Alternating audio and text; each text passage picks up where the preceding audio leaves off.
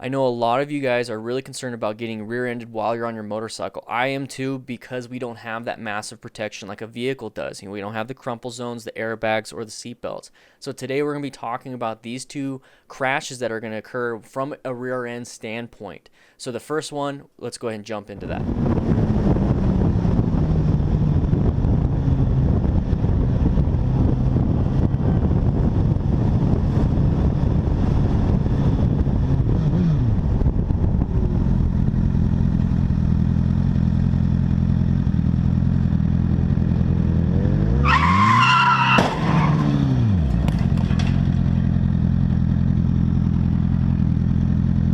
That was a pretty brutal crash. Thankfully, no motorcyclists are hurt in this situation, and I'm hoping that the car driver and the truck driver are not hurt either because of seat belts and all that protection I just talked about. So we're going to move forward just a little bit here, and what we're having here is the first hazard zone. Okay, so we have a lot of vehicles backed up.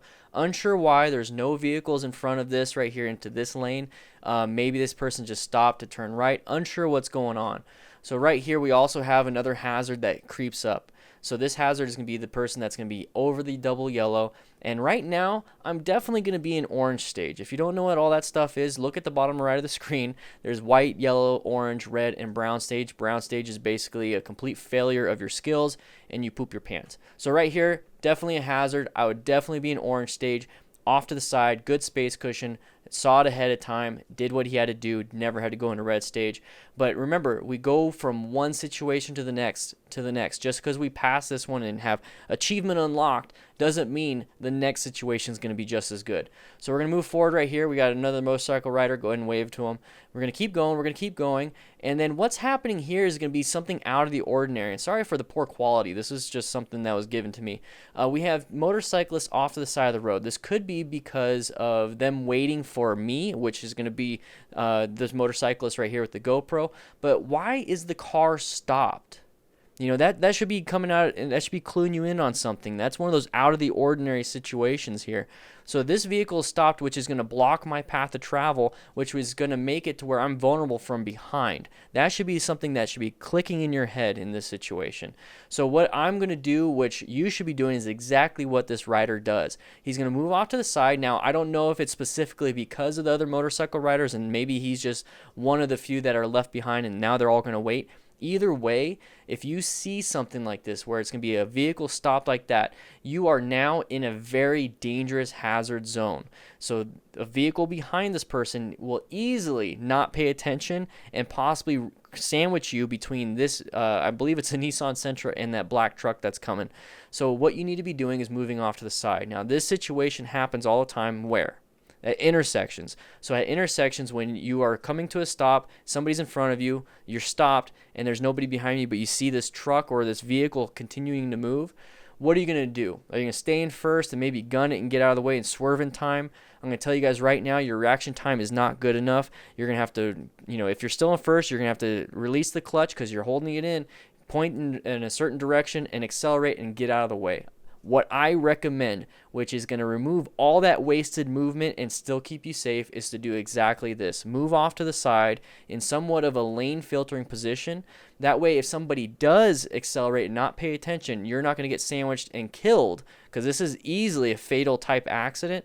You're going to be off to the side and hopefully not get hit. So what he's going to be doing in this situation right here is that he's going to go ahead and come to a stop wondering what the heck's going on, and he's going to look at his mirror. Now this is the situation where a lot of people are saying, you know what, if I was paying attention, I could get out of the way. I'm going to look in my mirrors and get out of the way. Guys, your reaction time is not fast enough. It really is not fast enough for something like this. You have to make a decision way ahead of time. You're not going to be able to do it. Move off to the side, set yourself up for success every single time. So he's going to look, didn't even react, and got an impact right here.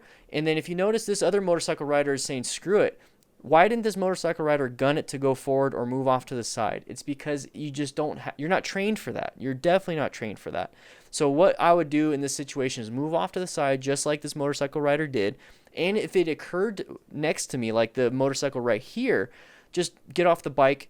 And if you love your bike, I'm sorry, just get off it. But if you don't love your bike, go ahead and move it off, and maybe insurance will take care of all of this stuff. You know what I mean? Either way, let's not put ourselves in the situation by being right behind another vehicle. As a firefighter, we are always trained, in car fires specifically, never to get in front or behind a bumper because of the shock absorber system. When it's on fire, it can blow up and take out our knees, possibly kill us. Same thing with police officers. They are trained not to get in between their patrol vehicle and the vehicle they stopped, because another vehicle behind them can easily accelerate into the back of that patrol vehicle, will sandwich that police officer and possibly take out their legs, like literally remove them, or kill that police officer. So guys, do not get in between vehicles. Move off to the side into a lane filtering or lane splitting situation. And if you absolutely have to, if a vehicle is coming in really hard and really fast, jump off the bike and just let them take out the bike. Don't let them take you out. Guys, if you like this type of content and you want to learn more about how to get started in motorcycling, click the link in the description for my ebook. It's going to be a beginner's guide to motorcycling, and you're going to learn what type of motorcycles are out there, what type of gear to be looking for, what type of jackets are out there, what type of boots, how to read the safety ratings on helmets and on the armor inside your gear, among other things. So guys, check it out. Link will be in the description. Let's jump into that second video.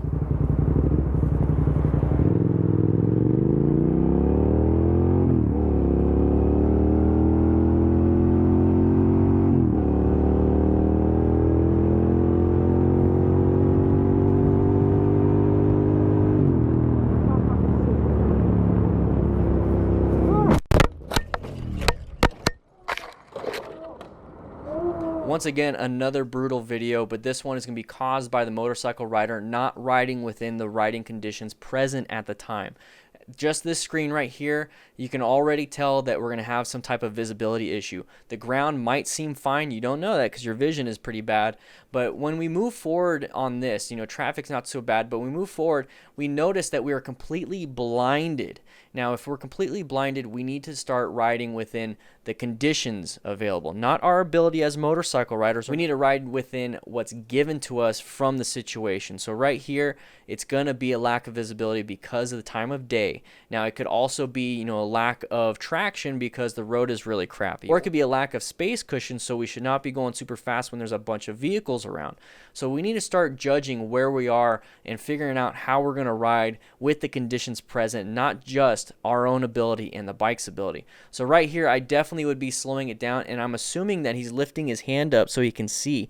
So if you do have a motorcycle helmet that has a visor on the top, like my Shoei Hornet X2, go ahead and utilize that. Go ahead and look at the top through your eyes and have it block as much sun.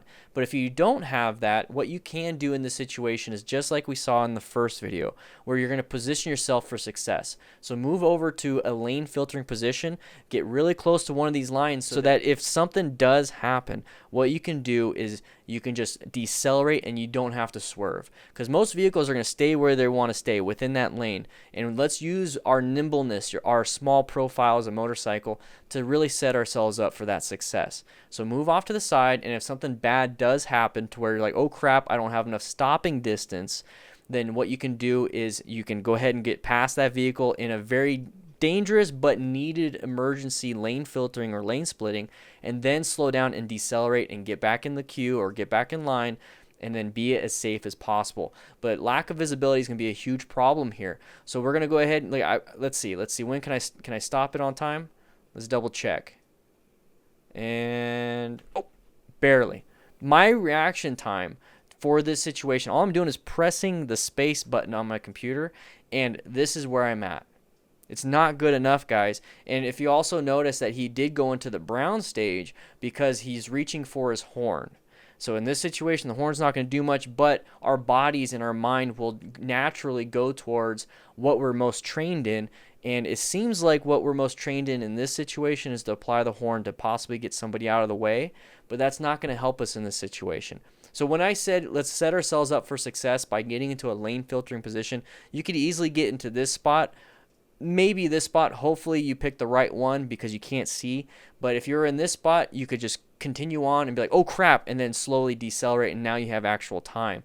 But you don't want to be riding outside of the ability that is present at the time, or the conditions present at the time, which is going to be that sun in our eyes.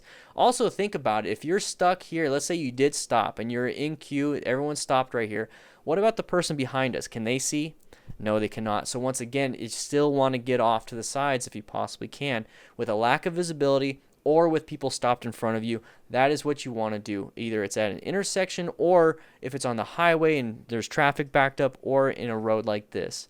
Guys, this is very important. I really need you guys to understand that we need to be setting ourselves up for success so that we're not utilizing a bunch of wasted movement. If we're stuck behind vehicles, a wasted movement would be to be in first gear, looking at the mirrors, maybe getting out of the way if we possibly can, when all we really have to do is just set ourselves off to the side. It's as simple as that. So guys, thank you so much for being super supportive of this channel. Make sure you check out one of the videos off to the left side. This is going to be super helpful for you. It's going to be after action reports, and it's going to be how to swerve appropriately and safely. With that said, I hope you guys ride safe, be safe, and I'll be seeing you around.